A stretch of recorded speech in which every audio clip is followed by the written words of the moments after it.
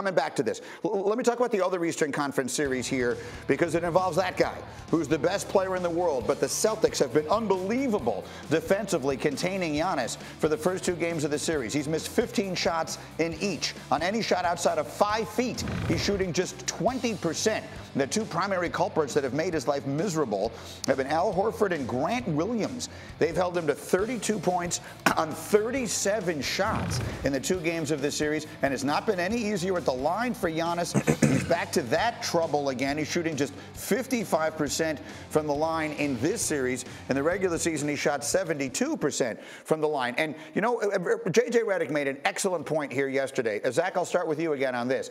When we kept saying, well, obviously Giannis will have the big breakout game. And J.J. said, we kept saying that about KD. And it never happened in that series. Maybe the common denominator being that Boston defense is it's just that kind of good. Is that what we're seeing right now up against Giannis?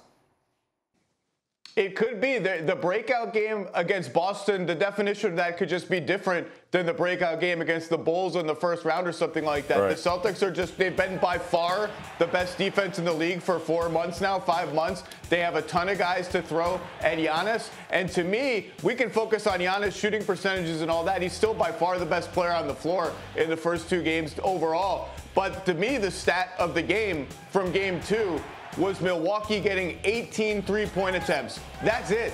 3 of 18. That's a box score line from like 1999 or something. 18 threes in a game in 2022 is crazy. And it shows you that they were able to guard Giannis without sending too much help toward him. Say, hey, man, if you're going to make fadeaway jumpers and jump hooks, we think we can keep you away from the rim and the half court. We're not going to send help. We're not going to give up open threes. And for a game, they were successful. How about it, Vince? How about this defense they're playing, and what can Giannis do?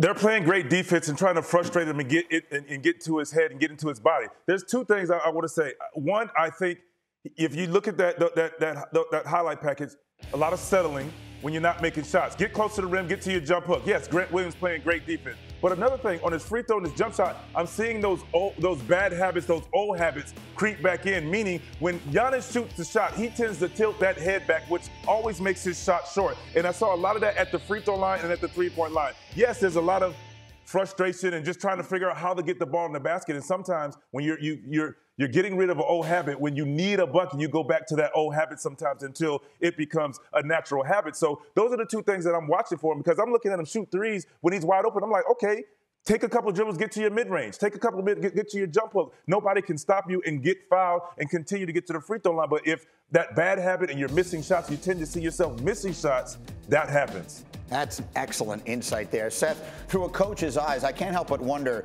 he's also playing without his next best player, right? And the absence of Chris Middleton didn't seem to affect them against Chicago. How much of a factor is it here? It's an impact player, because here's a guy you can play through as well. Here's a guy who can stretch the defense. You know, obviously, we were talking about the other matchup where, you know, the Sixers need shooters and shot makers and floor gamers. Well, Chris Middleton is exactly that, so it opens up the floor. But we got to remember, Giannis, second half, he's 9 for 15 the other night. Right, because you know what? The Bucks got stops. In the first half, they couldn't get stops, so Celtics, they're back. They set their defense. They set their wall. They can stay between the ball and the basket. They can be physical. If the Bucks defend, contest shots, and keep the Celtics from getting in a rhythm offensively, all of a sudden the Bucks are out in transition. But yeah, they need Middleton, because Middleton's ability to score is another guy you've got a game plan for. And when you're game planning for him as well as Giannis, puts a lot of pressure on that Celtic defense. That is such outstanding insight that we're getting. Thank you for watching ESPN on YouTube. For live streaming sports and premium content, subscribe to ESPN+.